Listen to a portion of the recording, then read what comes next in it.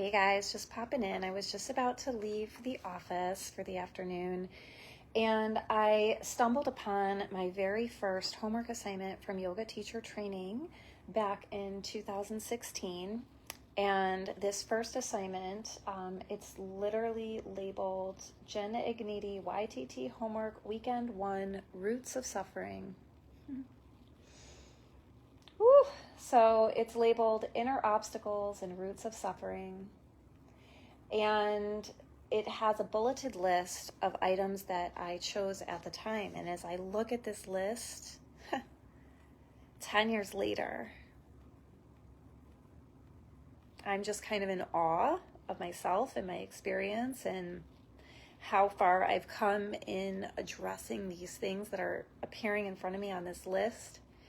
And as I face my current crisis of life, which is to generate sufficient income to provide for myself and my son outside of the established constructs of systems and settings that drain my life force essence and create an imbalance within my health and well-being. To look at this now today, especially after having gone back to Open Sky last night and taken in a class from one Andrea Escos, who is just so wonderful, AE Yoga PT, and kind of coming home, she even joked, oh, somebody's home, because I made a big, huge exhalation during our first pose. And yeah, I was home, and I'm home in my body. And I've cultivated happiness. I am somebody who, as a child, my depression started pretty early. I was 8 or 9 years old, like 3rd, 4th grade. And a lot of physiological stuff with that, chronic migraines throughout, my adolescence and early adulthood. A lot of struggles with mental health, depression, anxiety, all kinds of difficulties in my life. And it's been really my kind of lifelong process to cultivate happiness and to work on overcoming these inner obstacles and roots of suffering.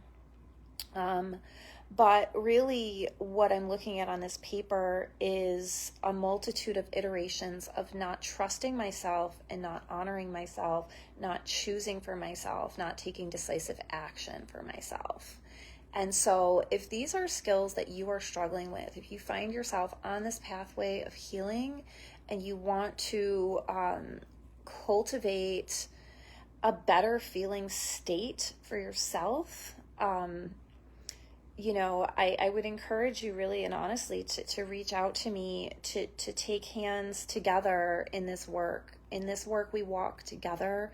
I abide by the Medicine Woman's prayer, which I won't take the time to share here now. But basically, there's a reciprocity in this work that is just unparalleled and so beautiful. And so much of what drew me into the realm of teaching and learning for so many years and gave me such a beautiful career of a first career of classroom teacher for 15 years and allows me to still teach in a more intimate capacity within individualized family and couple sessions in the work I so lovingly do now. So I will just read a couple of these, although they are a little bit personal. Mom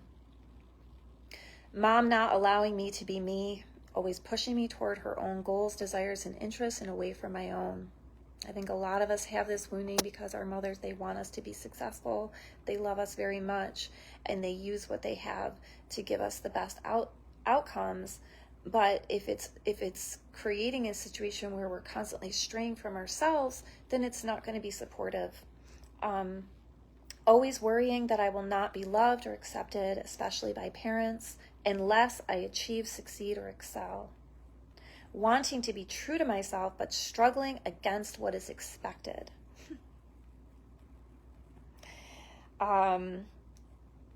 Difficulty figuring out how to bend so I don't break, how to navigate the rules and mores of society and the workplace.